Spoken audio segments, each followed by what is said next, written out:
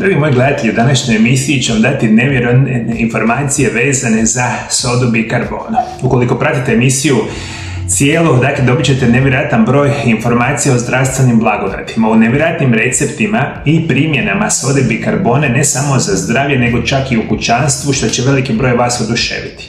Govorit ću vam sve što trebate znati o sodi bikarboni, čak ću vam reći tko ne smije konzumirati sodu bikarbonu specijalno interno, koje su preporučene dnevne doze, sve informacije puno više u današnjoj emisiji. Soda bikarbona je uobičajeni naziv za natrijev hidrogenkarbonat. To je bijeli kristalični prah koji je slabije otopljiv u vodi, ali kad se otopi u vodi daje blago lužnatu i alkalnu otopinu. Medicinska soda bikarbona je pročišćeni oblik te soli. Za tretiranje zdravstvenih stanja uvijek se preporučuje medicinska soda bikarbona jer ne sadrži dodatne nečistoće.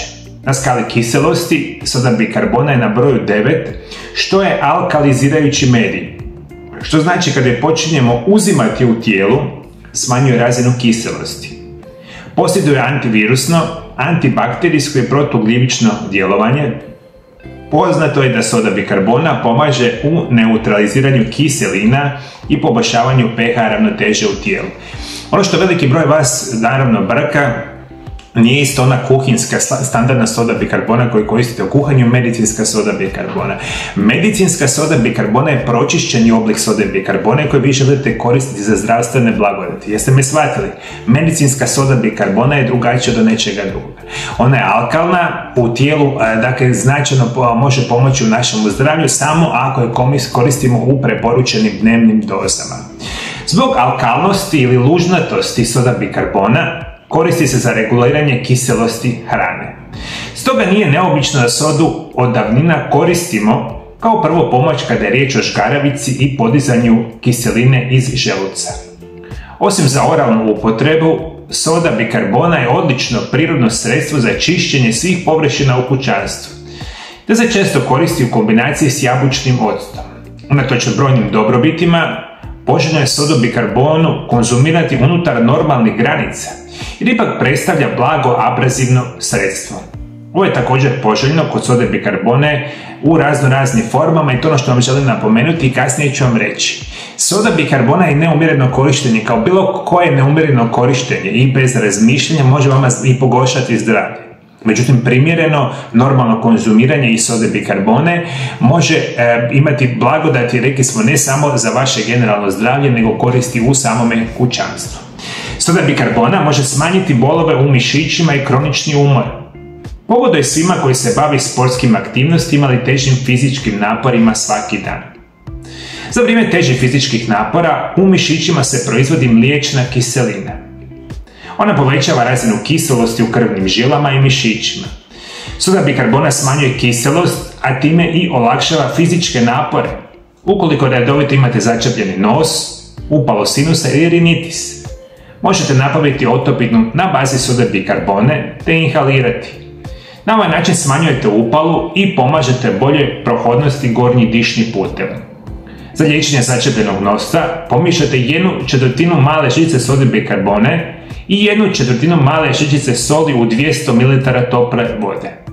Sve lijepo dobro promiješajte, upotrijebite špricu, jednu nosnicu lagano pritisnite, a u drugu nosnicu malo stavite otopine. Ostavite da se isuši i ponoviti 3 puta. Nakon što završite, slijedite isti postupak sa drugom nosnicom. Dakle, vi kada koristite sodu bikarbonu, primjerena je da će vam više snage, energije i one vaše sportske, teške ili bilo koje fizičke aktivnosti ćete obavljati lakše. Za inhaliranje se može se koristiti za pročišćavanje nosa, samo naravno ne smijete pretjerivati. Otopina vode, sode bikarbone čak i sa malo soli, lijepo promiješano, izvučemo u špricu, stavimo jednu nosnicu, drugu nosnicu i to možemo ponavljati do 3 puta i recimo možda par puta dnevno i to samo možda nekoliko dana. Nećemo kombinirati ovo očepljivanje nosa, 15-20 dana zaredom. Umjereno, pristojno korištenje sode bikarbone i za infekcije gornjih dišnih puteva može vam itekako pomoći. Bubrežni kamenci su tvrde naslage od soli i minerala koji se formiraju u bubrezima. Kada urin postane koncentriran, minerali se kristaliziraju i drže zajedno. Budući da su bubrežni kamenci povezani sa visokom razinom kiselosti u mokraći, soda bikarbona može pomoći da urin bude manje kiselkast. Pomaže spriječiti stvaranje bubrežnih kamenaca i otopiti postojeće. Soda bikarbona pomaže kod liječenja gljivičnih infekcija stopala te kod prirodnog olakšanja opeklina od sunca. Pomiješajte u jednakim omjerima 1 malu žlicu vode i 1 malu žlicu sode bikarbone. Napravite pastu i nanesite na oboljela područja, a studije pokazuju da soda bikarbona smanjuje rizik od infekcija mokraćnog sustava. I to ono što veliki broj vas možda nekada i čuo, u normalnim primjerenim količinama, kada pijete recimo sodu, bikarbonu i vodu, može vam blagotvorno djelovati na infekcije mokraćnog sustava i na funkciju bubrega, ali samo u umjerenim količinama. Naravno, može spriječiti nastanak bubrežnih kamenaca i što je izvanredno reći, radimo paste od vode i sode bikarbone, možemo ih staviti na gljivične infekcije, recimo stopala, stavimo pastu, posušimo, operemo i to će nam na prirodan i siguran način ukloniti probleme. Koje su još zdravstvene blagodati redovitog konzumiranja sode bikarbone? Prije svega, soda bikarbona ubrzava zacjeljivanje čira na ustima. Jedan od načina ozdravljenja je nanošenje paste od sode bikarbone. Osnovna priroda ovoga sastojka štiti osjetljivu sluznicu usta od traume i uništava bakterije. Otopite 1 malu žlicu sode bikarbone u pola šalice tople vode i isprati usta otopinom. Soda bikarbona se može koristiti kao prirodni dezodorans. Soda bikarbona ima dobru sposobnost apsorpcije ulja i mirisa, te tako sprječava nastanak bakterija. Ako zbog zdravlja želite na neko vrijeme prestati koristiti antiperspirante, soda bikarbonu možete koristiti kao prirodni dezodorans. Kistom za šminku nanesite sodu bikarbonu ispod pazuha, a ako želite da ljepše mirišite, dodajte kap svog omiljenog eteričnog ulja, a ne preporučuje se osobama sa jako osjetljivom ili nadraženom kožom. Ovo prevedeno znači, svi vi koji koristite kemijske preparate, a o tome sam puno puta pričao na ovome kanalu, svi ti dezodoransi, šminke, gelovi raznih tipova imaju abnormalnu količinu kemikalija, koje vama na duži vremenski period škode. Soda bikarbona možete koristiti iz ove situacije, opet govorimo umjereno, prirodno, sigurno i može vam čak ukloniti neugodne miriste, pomaže nam iz situacije čak ovih problema sa samim ustima. Soda bikarbona čak ima pomoć kod mogućnosti i sprječavanja ne samoga raka, nego nuspojava nakon kemoterapije.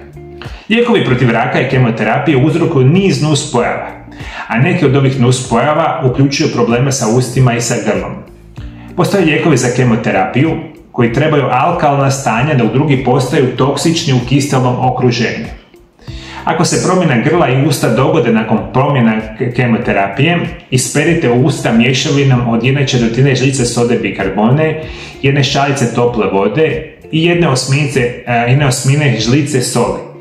Za liječenje akni prištića pomiješajte 1 žlicu sode bikarbone s dovoljno vode da formirate pastu. Nanesite na zahvaćena područja i ostavite da ostoji 2 minute prije nego što isperete hladnom vodom. Interesantna informacija. Nažalost, u današnjem modernom načinu života veliki broj osoba oboljevaju od raka, tumora i sl. Puno puta imate uzimanje onih kemoterapija specijalno na usta i ukoliko imate rane na ustima i drugih problema, vama ovdje soda bikarbona može pomoći. Isto tako je prirodni lijek ne samo za akne, prištiće, mitesere, nego čak i one probleme sa recimo staračkim mrljama, prave se paste, mažu se na samu problematiku, ispire se, koristi se u raznim receptima, umjereno korištenje i na samoj koži može vam iznimno pomoći. Soda bikarbona pomaže zdravlju vlasišta i uklanja perut. U dlan stavite šampon koji koristite i umiješate 1 malu žlicu sode bikarbone. Promiješajte i stavite na kosu i vlasište. Isperite nakon par minuta. Pomiješajte 1 žlicu sode bikarbone s limunovim sokom. Nanesite smjesu na vlasište i ostavite da ostoji 3 minute prije ispiranja. Ponovite ovaj tretman jednom tjedno. Soda bikarbona za mršavljenje. Iako soda neće uzrokovati mršavljenje sama od sebe, može pridodati vašim naporima i ubrzati sam proces mršavljenja. Konzumacija sode bikarbone i limuna će osim čišćenja organizma i poboljšavanja probave također utjecati na izbacivanje masti iz organizma. Kombinacija sode bikarbone i limunovog soka će ujedno osigurati više energije tijekom dana i pomoć pri redovitom vježbanju. Evo vam informacije, šta kažete moji dragi gledatelji? Pomoć kod zdravlju kose, zdravlju vlasišta, više energije, specijalno vam je dobra za sve vas, rekli smo, koji se bavite težim fizičkim naporima, sportskim aktivnostima, soda bikarbona vam može pomoći. Što još radi soda bikarbona kada je koristimo u pravilnim, prirodnim, normalnim omjerima? Prije svega, soda bikarbona je sposobna čistiti organizam i raditi jednu pravilnu detoksikaciju. Mnogi su tijekom konzumacije sode bikarbone zamijetili čišćenje organizma te izbacivanje mnogih štetnih tvari kroz urin. Putem zapravo ovih najjednostavnijih vrsta korištenja sode bikarbone i vode. Ono što možemo reći, za temeljnu detoksikaciju poželjno je konzumirati sodu, bikarbonu i vodu maksimalno 10 do 15 dana zaredom i to se najčešće radi u 200 ml vode se razmuti jedna mala žlica sode bikarbone dnevno. To se lijepo popije i koristi se recimo 10 do 15 dana zaredom i nakon toga obavezno, jer se radi tolika ista pauza, može čak i malo više. Soda bikarbona se može koristiti kao prirodna alternativa pilingu za lice. Njega je vrlo jednostavno napraviti. Sa 3 mjerice sode bikarbone pomiješate sa 1 mjericom vode. Mješavinu utrljajte nežno knužnim pokretima na lice i isperite mlakom vodom. Ipak se ne preporučuje korištenje ovog pilinga više od jednom tjedno jer može poremetiti pH ravnotežu kože. Jeste mi čuli, moji dragi gledatelji? Vi možete koristiti sodu bikarbonu na licu, jednostavna verzija, opet se napravi pasta od sode bikarbone i vode. Jednom tjedno namažete, ostavite da ostoji, sve lijepo isperete, da možete prirodnim kremama mazati. Isto tako vodite računa da umjereno korištenje sode bikarbone vam je prirodni detoksikator. Naravno, zapravo evo vam jedna preporuka. Ako išta trebate zapamtiti od ove emisije. Rekao sam vam, umjereno korištenje sode bikarbone je u redu. Najčešće se smije koristiti oralno u recimo 200 ml vode, jedna mala žličica sode bikarbona se promiješa i popije. Ali tu sodu bikarbonu koju ćete vi piti zajedno sa vodom nećete konzumirati brzo i odjednom, nego ćete pomalo pijuckati, recimo 30 minuta, sat vremena pomalo sode bikarbone i vode, jer ćete na taj način imati najbolje zdravstvene blagodati. To je sve naravno dokazano u velikim broju zdravstvenih studija. Soda bikarbona za opekline od sunca. Previše sunčanja, pogotovo na visokim temperaturama, često rezultira opeklinama od sunca, koje mogu dugotrajno oštetiti i povećati rizik od raka kože. Soda bikarbona u kupki izvlači vrućinu iz kože nakon sunčanja. Kako napraviti kupku sa sodom bikarbonom? U kupku dodaj 150 grama sode bikarbone i otprilike 15 do 20 kapi eteričnog ulja od lavande. Ova kupka će hladiti kožu i istovremeno izvlačiti vrućinu i smirivati upal. Soda bikarbona za zube. Soda bikarbona je najpoznatiji prirodni izbjeljivač za zube, ali za sve koji nisu znali kako je koristiti, donosim vam postupak. Vlažnu četkicu za zube umoči sodu bikarbonu i njome operi zube. Osim što ćete izbijeliti zube, ublažit ćete i mrljice nastane od hrane i pića. Karakteristika sode bikarbona je neutraliziranje mirisa, pa im u posebnim prilikama možeš koristiti kao osvježivač daha. Može se kombinirati sa kokosovim uljem i napraviti prirodnu pastu za zube. I ovo ću vam preporučiti, na mom kanalu ima nekoliko video zapisa pravljenje paste za zube sa drugim sastojcima. I kada je koristite umjereno, imate nevjerojatnu perspektivu. Ajde, molim vas, potražite na mom kanalu recepte za paste za zube koje vam rade izbjeljivanje zube. Soda bikarbona se može koristiti umjereno i najčešće recimo 2 do 3 puta tjedno. U kombinaciji sa kokosovim uljem, sa određenim eteričnim uljima, imate nevjerojatnu situaciju pravljenja prirodnih pasti kojim djeluju protiv karijesa, osvježavaju dah, uklanjaju zubni kamenac i mnogo toga. Dakle, soda bikarbona za oralnu šupljinu je izvanredno dobra. A soda bikarbona za čišćenje. Soda bikarbona je neizostrano sredstvo za čišćenje i zaslužuje svoje mjesto u svakome domu. Kako napraviti osnovno sredstvo za čišćenje sa sodom bikarbonom? Stavite 2,5 šalice tople vode u veliku posudu i u nju umiješajte žlicu veliku sode bikarbone, pa u tu mješavinu dodaj svoj omiljeni deterđent za posuđe, otprilike 2 doze.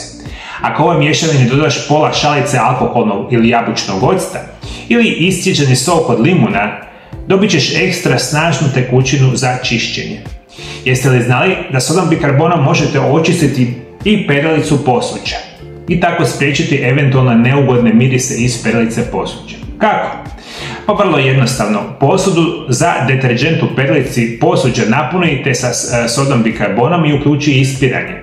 Također svoj hladnjak ili zamrživač možete iznutra i izvana oprati osnovnom tekućinom za čišćenje, pa i isprati sa čistom vodom. Tako će i za čišćenje ostati sasvim ugodan miris, što zapravo nećete vjerovati.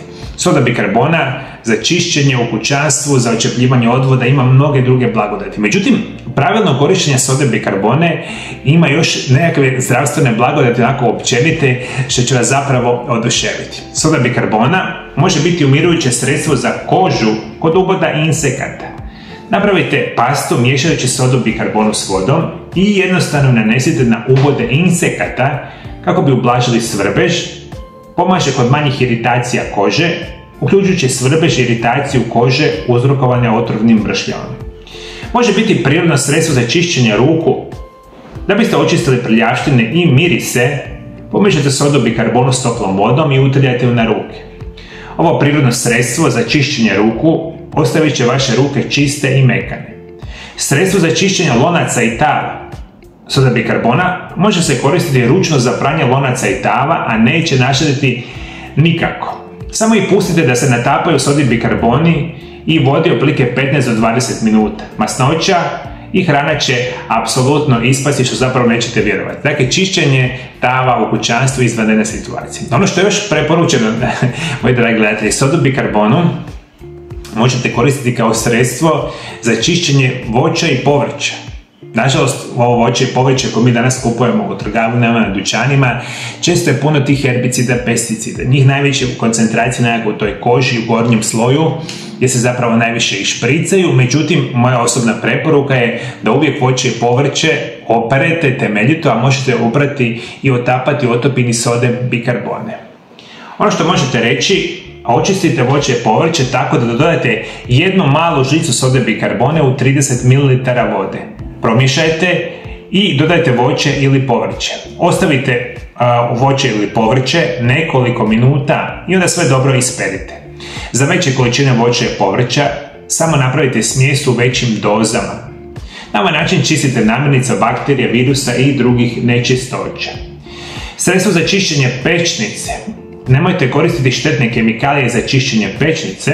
Umjesto toga samo dodajte žlicu sode bikarbone, vlažnoj krpi i ova kombinacija će lako obrisati hranu i masnoće. Možete ga koristiti kao čistač odvoda. Promiješajte sodu bikarbonu i ocet, kako biste stvorili vlastiti čistač odvoda. Mješavina octa i sode bikarbone mnogo je sigurnija od štetnih kemikalija koje obično koristite za čišćenje odvoda. Ostavite mješavinu u odvodu 15 minuta, a zatim isperite vrućom vodom. Osvježivač ormara. Da biste osvježili ormar, stavite kutiju ili šalicu sode bikarbona unutar ormana.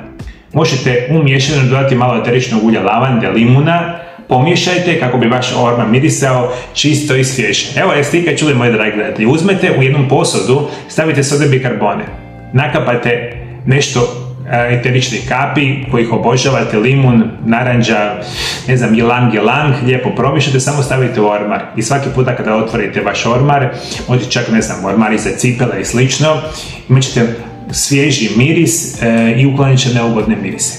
Ovo je nešto u najkraćim crtama da znate kako možete koristiti sodu bikarbonu za zdravlje, u kućanstvu i slično. Međutim, jako su bitne informacije tko ne smije i kako ne smijete zapravo koristiti sodu bikarbonu.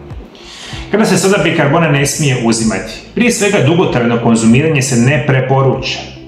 Ukoliko počinjete uzimati sodu bikarbonu na usta, obavezno počnite sa maksimalnom dnevnom dozom od pola male žlice u 200 ml vode. Ako situacija je u redu, nakon recimo 7 dana možete povećati dnevnu dozu na maksimalno 1,5 male žlice dnevno. I pošto soda bikarbona ima velike količine sole, veliku pozornost morate obratiti svi koji imate srčane bolesti i visoki krvni tlak. Jeste čuli, dragi moji gledatelji? Soda bikarbona je krcata sa solju. Enormno i nenormalno konzumiranje sode, bikarbone i vode ili kako god značajno može utjecati ne samo na srce i na visoki krvni tlak, nego i na one lijekove koje pijete redovito i jako vodite računa. Neumjereno korištenje sode, bikarbone može negativno utjecati na bubrege. To je jako, jako bitno za reći. Kod blažih situacija sa bubrezima soda bikarbona može pomoći. Međutim, prekomjerni unos sode bikarbone može oštetiti bubrege. Kada ga uzimate interno, izbjegavajte uzimanje smjese sode, bikarbone i vode u kojoj soda bikarbona nije potpuno otopljena. Previše sode bikarbone može poremetiti acido-baznu ravnotežu u tijelu, što dovodi do mučnine, povraćanja i bolova u trbuhu. Rijetki slučajevi predoziranja sodom bikarbonom dovode do napadaja kome i smrti. Sadrži natrij otprilike 1250 mg u jednoj žličici, pa su velike doze nisu sigurne.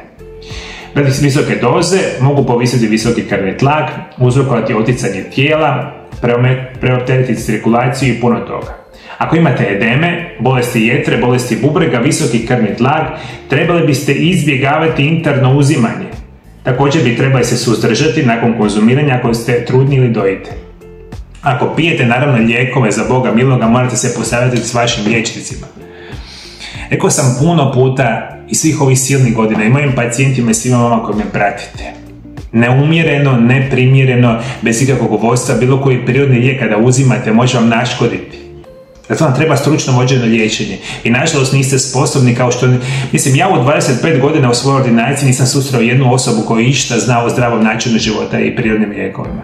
A znate koliko sam puta čuo da kažu mi to sve znamo, samo imamo 10 bolesti. Pijemo 10 lijekova dnevno, imamo 10 bolesti i onda uzimam sodu, bikarbonu i ne znam šta god.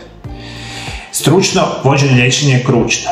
Kako vi to nikada nećete dobiti, onda se jadni morate truditi sami sebi pomoći, jer imate jako malo vjere i povjerenja u standardno zdravstvo. Ako išta trebate znati i što vam preporučio, ključ u svemu vam je edukacija. Kada pročitate jednu knjigu, bit ćete pametniji. Kada pročitate 10 knjiga, bit ćete još pametniji. Kada pročitate 500 knjiga, bit ćete prilično pametniji i onda možete sami odlučivati što je recimo zdrav način života i prirodni lijekove ako vas interesira ovog tipa. Jeste mi čuli, moji dragi gledatelji? Edukacija, vođeno liječenje uz stručnjake, onda ćete si pomoći. Neumjereno konzumiranje čak i sode bikarbona može naškoditi. Moji dragi gledatelji, hvala lijepo što me pratite. Bog vas blagoslovio. Bog blagoslovio i vašu obitelj. Vidimo se drugi puta. Lijepi pozdrav. I prije nego što nastavimo sa emisijom, moji dragi gledatelji, želim vam preporučiti moju novu knjigu koja se naziva Čudesni prirodni lijekovi, prvi dio. Je službeno u prodaji na hrvatskom i engleskom jeziku. Knjigu odmah možete kupiti putem web stranice mariolab.hr. U knjizi ćete saznati više o bogatoj povijesti korištenja biljaka u liječenju. Naučit ćete kako uzgajati svoje ljekovite biljke, otkriti kako pravilno koristiti prirodne lijekove, uz savjete o doziranju, mogućim nuspojavama i interakcijama sa lijekovima. Čudesni prirodni lijekovi, prvi dio, idealan je vodič za korištenje prirodnih lijekova u borbi protiv najgorih bolesti modernoga čovjeka.